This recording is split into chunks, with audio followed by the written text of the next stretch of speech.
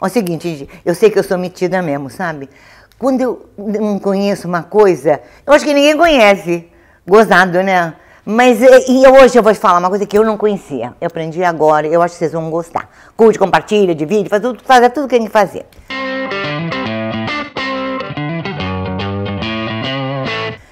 Todo mundo tem um baralho, todo mundo conhece a carta convencional do baralho. Não falo do tarô, nada, aquelas específicas, eu falo do baralho. Desde criança, a gente é acostumada a ver as cartas, eu adoro jogar tranca, entendeu?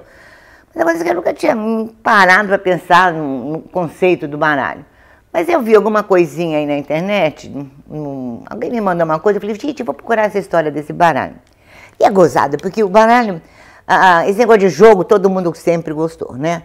E começou a bombar realmente um jogo quando a China inventou o papel e a impressora, então bolaram as cartas, mas não tinha nada a ver com essas cartas de hoje.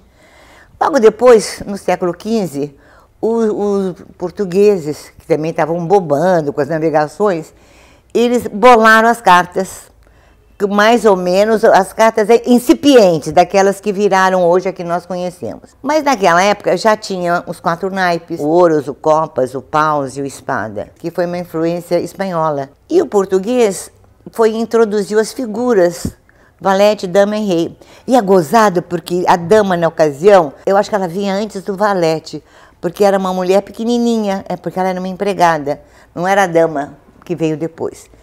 E acontece que esse baralho português ficou famoso só no Japão, na Indonésia e na Índia. Aí mais tarde, o Carlos VI, o rei da França, ele achou aquela coisa de jogos das cartas muito interessante, porque tinham as cartas de As a 13, né, com as 4 figuras, e ele falou, vamos pedir para um pintor francês a representar a corte e a sociedade francesa da época através daquelas cartas. E assim surgiram o valete, a dama e o rei como figuras pomposas, sabe? E os naipes também, que antes tinham cada uma explicação, os naipes passaram a ser ligados também. O ouro era o comerciante, o copas, que é aquele coração, era o clero. O espada eram os militares e o paus era o proletariado. Então é interessante que já ficou bem definido. E nessa época a dama passou a ser depois do valete, porque ela passou a ser mais prestigiada, era a dama da corte. E eu fiquei encantada com as informações que vieram surgindo. E aí eu comecei a ver que as cartas dos reis e os reis, sobretudo as figuras, né? Elas, na maioria das vezes, elas são representadas por um personagem, ou bíblico ou histórico.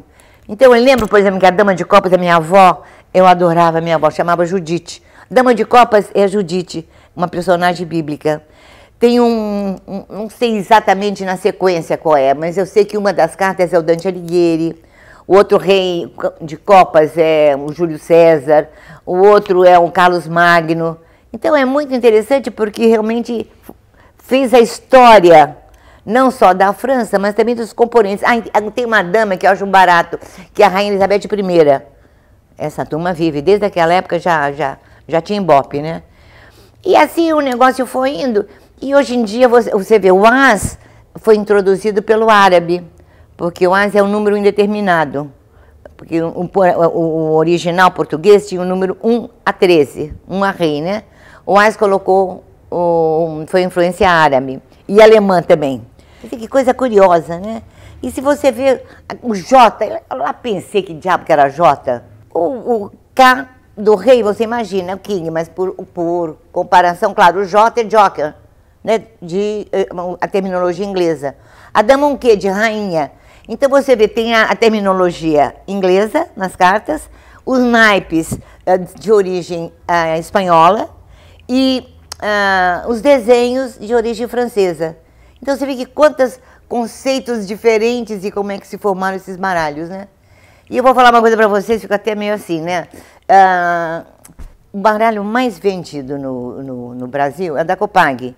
E por acaso essa minha avó querida, Judite, ela também tem uma mão no jogo, porque o marido da tia dela foi quem fundou a Copag. E eu nem sei, na verdade, se hoje em dia ainda existe, né? Então, realmente, eu acho que essa história foi legal, acho que vocês vão gostar. Não sei se vocês conheciam, ou se tem mais novidades aí, porque eu pesquisei um monte, né?